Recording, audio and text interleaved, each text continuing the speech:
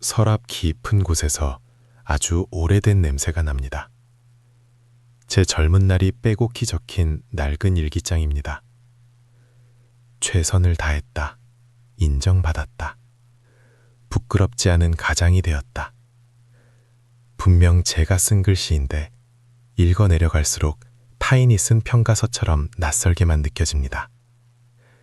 남들에게 좋은 사람, 능력 있는 사람으로 불리기 위해 정작 나라는 주어는 잃어버린 채 살아온 건 아닐까요?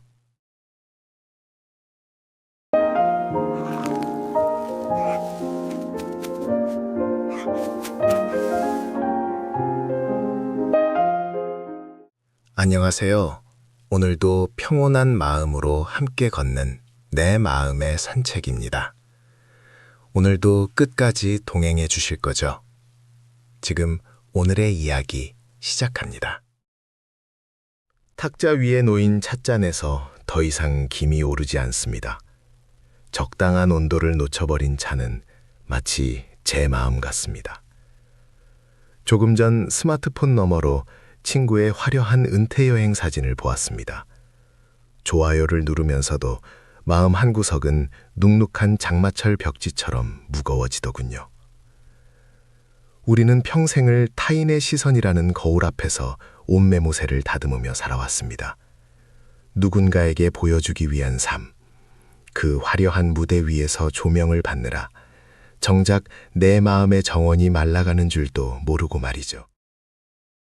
은퇴를 하면 이 무거운 가면을 벗을 수 있을 줄 알았습니다. 하지만 여전히 누군가 요즘 어떻게 지내? 라고 물으면 반사적으로 아유, 잘 지내지. 아주 여유롭고 좋아. 라고 대답합니다. 사실은 조금 외롭고 가끔은 내가 쓸모없는 사람이 된 건 아닐까 불안한데도 말입니다. 솔직함이 혹여나 초라함으로 비칠까봐 우리는 나이 들어서도 여전히 연기를 합니다. 이 낡은 연극의 관객은 타인인데 배우인 나는 왜 이렇게 지쳐만 갈까요? 그때 방문이 벌컥 열리더니 아내 송여사가 들어옵니다. 제 얼굴에 드리운 먹구름을 기가 막히게 읽어내는 사람이지요. 여보, 당신 또 그 고독한 철학자 표정 짓고 있네요. 청승 그만 떨고 이거나 좀 봐요. 베란다에 당신이 심은 제라늄 꽃망울 터졌더라니까. 아내는 쯧쯧 혀를 차며 식어버린 찻잔을 가져갑니다. 차는 뜨거울 때 마셔야 차고 꽃은 피었을 때 봐줘야 꽃이지. 남들 SNS 보느라 우리 집 꽃 피는 것도 모르면 그게 무슨 손해래?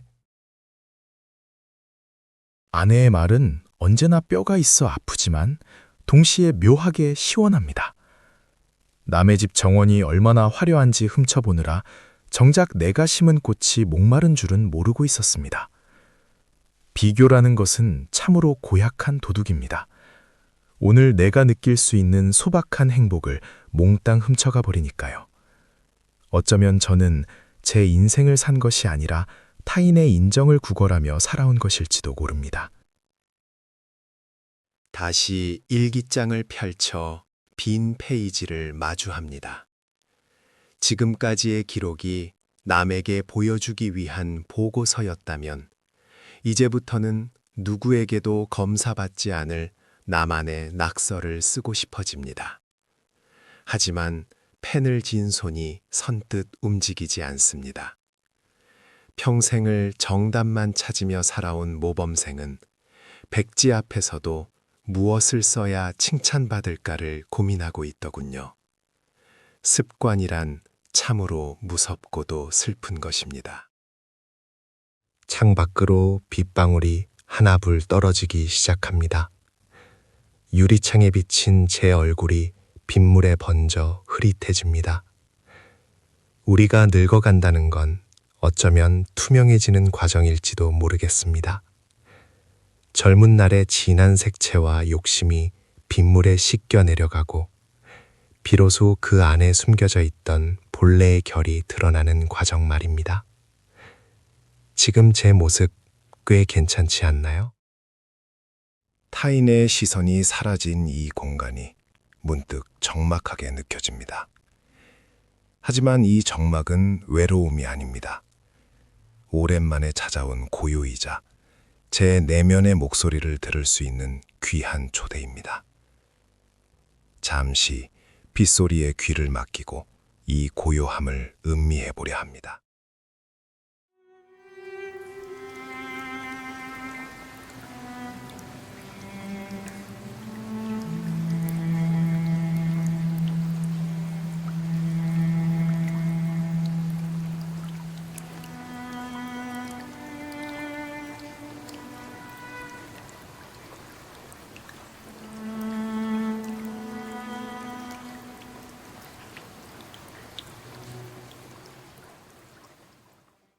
그때 무릎 위로 따뜻한 온기가 전해집니다.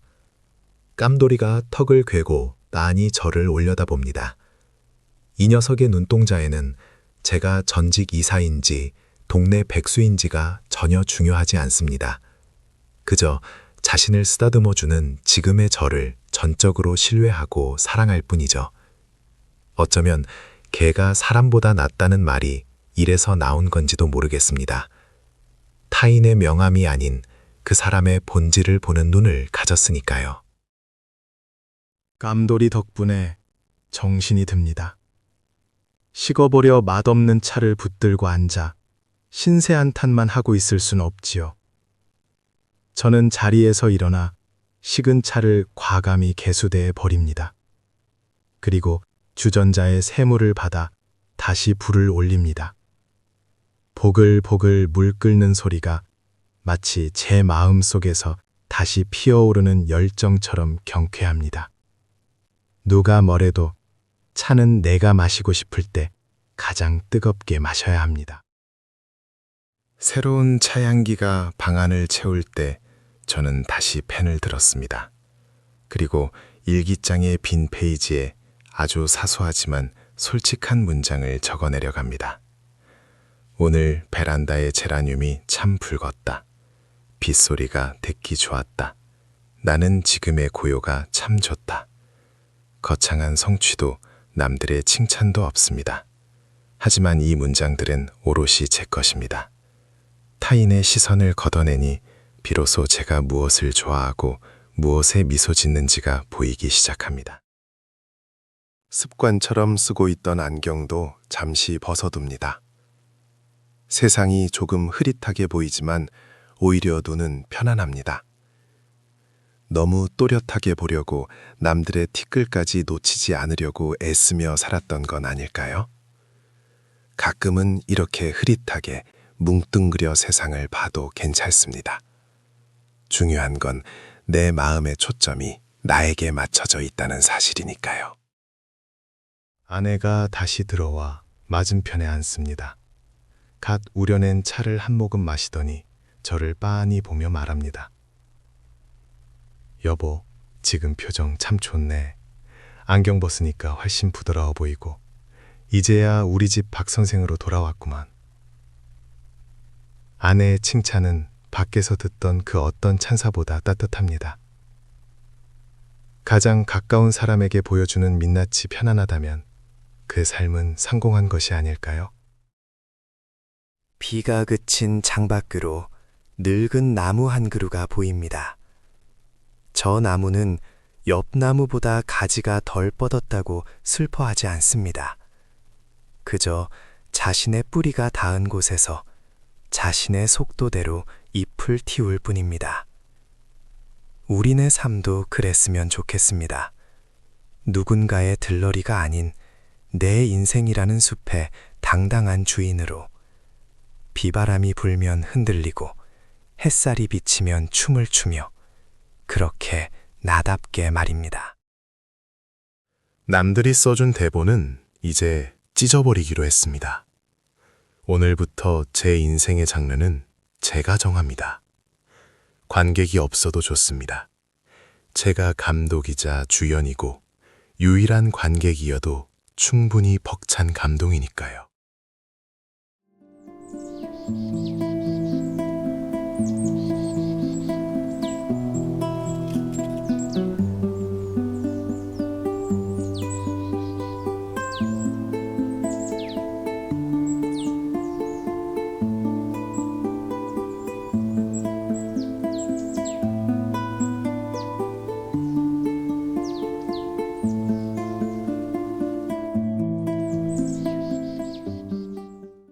비개인 오후 아내와 깜돌이와 함께 산책을 나섰습니다. 옷차림이 조금 촌스러우면 어떻습니까?